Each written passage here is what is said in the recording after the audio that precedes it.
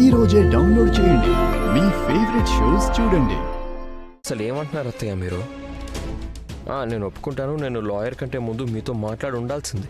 కానీ అత్తయ్య, నేను కంపెనీ చూసుకోవడానికి రేఖను ఎందుకు ఎంచుకున్నానంటే తను ఆల్రెడీ ఒక కంపెనీలో పనిచేస్తుంది కాబట్టి, అండ్ తనకి టెక్నాలజీ అన్నీ బాగా తెలుసు. కానీ మీరు నేను అరెస్ట్ అయినందుకు చాలా కంగారుగా ఉన్నారు. మీరు ఇంకా కంగారు ఎక్కువ పడడం నాకు ఇష్టం లేదు. పైగా అత్తయ్య, ఈ ఏజ్లో మీరు ఇంటి బాధ్యతలతో పాటు కంపెనీ భారాన్ని కూడా మోయడం అది ఎంత మాత్రం కరెక్ట్ కాదు.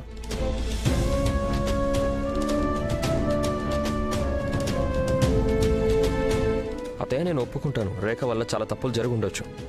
కానీ రేఖ తప్పుల్ని సరిదిద్దడానికి మీరు తనకు అండగా ఉంటారు కదా? లేదు,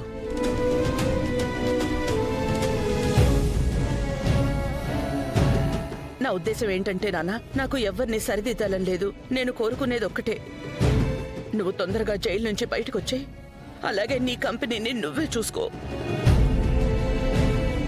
అలాగే అత్తయ్య, నేను తొందరగా ఇంటికి వచ్చేస్తాను. ఇప్పుడైనా కొంచెం తిన్నానా?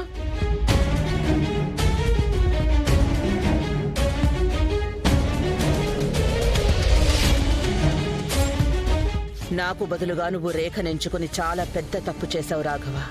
కానీ అతి త్వరలో నువ్వు తీసుకున్న నిర్ణయానికి పశ్చాత్తాపడతావు.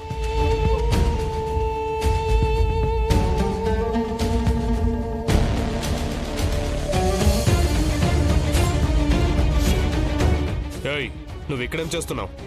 ఇక్కడికి రావడం అనుమతి లేదు.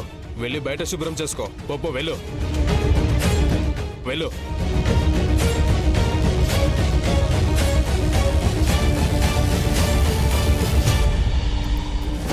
విరాజ్,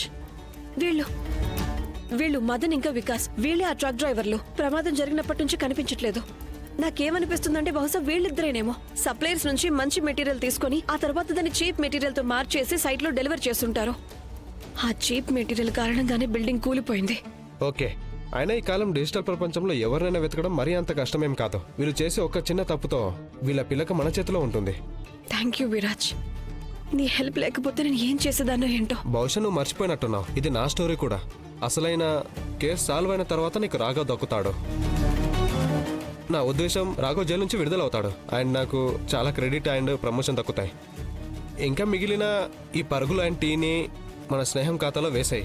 ఇప్పుడు ఇవన్నీ వదిలేసి తొందరగా వెళ్ళు. నువ్వు ఈ కేసు కోర్టుకి చేరుకునే లోపు మనం ఆ డ్రైవర్స్ ఇద్దరిని ఇప్పుడు పట్టుకోవడం చాలా అవసరం. నువ్వు వెళ్ళు. అన్నా, 2 ప్లేట్ పకోడీ ఇవ్వు, అలాగే చట్నీ కొంచెం ఎక్కువేసి.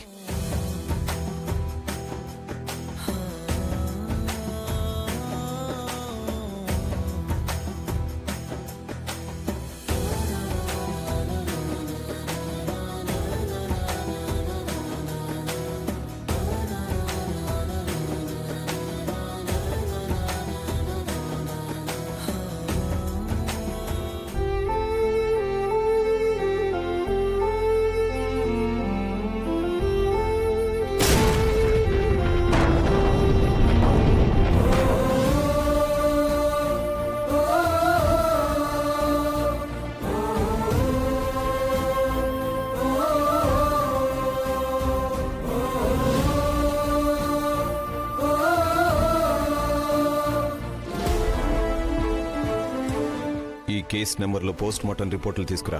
ఇదిగో 1, 2, 3. సరేనా సార్? టీ. ఎందుకు ఇన్ని టీ తీసుకొచ్చావు? సార్, అది మర్చిపోయి తీసుకొచ్చాను. ఇంతకుముందు ఇంకొక అన్న వచ్చేవాడు కదా, అందుకే నాకు సరిగ్గా లెక్క తెలియలేదు.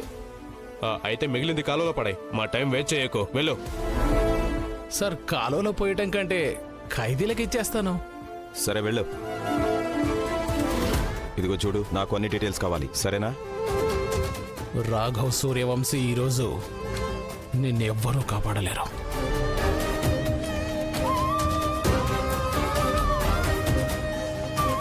ఏంటి సంగతి? జైల్లో కూడా టీ ఇస్తున్నారా ఏంటి? ఏంటి స్పెషల్?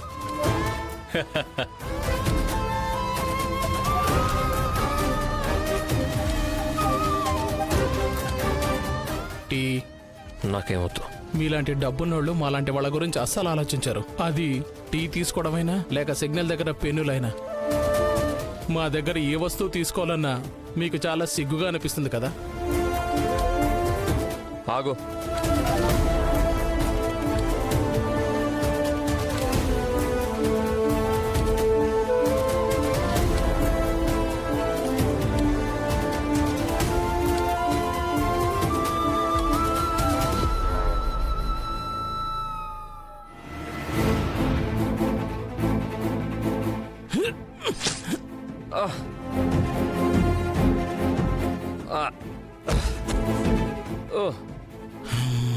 ఓ, నిన్ను వదిలిపెట్టను, చంపేస్తాను.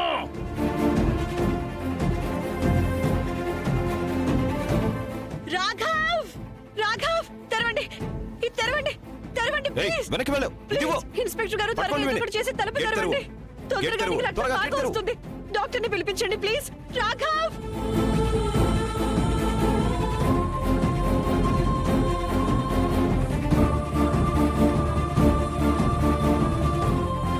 వెనకెళ్ళండి, వెనకెళ్ళండి.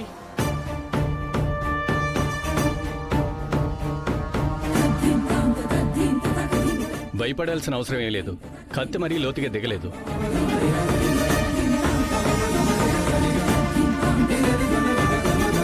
నువ్వెందుకు ఇలా చేశావు? జనాలు ప్రాణాలు తీసే రాక్షసుడు ఈసారి తప్పించుకున్నాడు అంతే, కానీ ఇంకోసారి అస్సలు తప్పించుకోలేడు.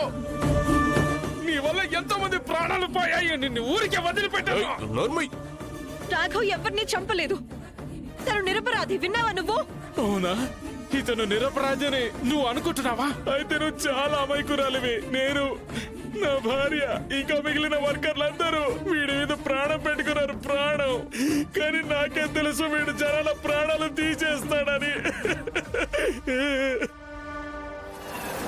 నిదానంగా.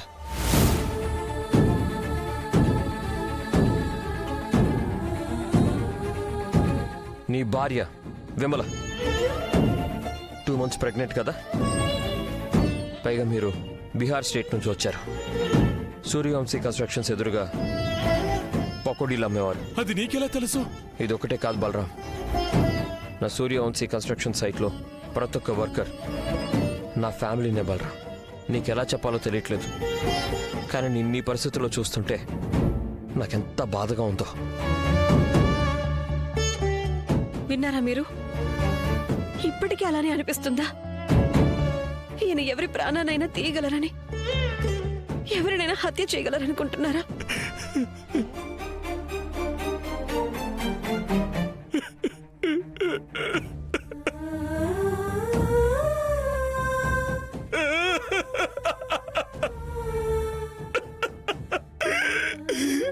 నన్ను క్షమించండి సార్.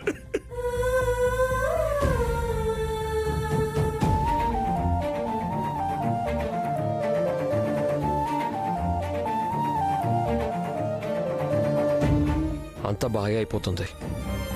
మీకు అండగా నేనున్నాను. ఇన్స్పెక్టర్ గారు, ఇతను వదిలేయండి. కానీ నాకు ఇతని మీద ఎలాంటి కంప్లైంట్ ఇవ్వాలని లేదు.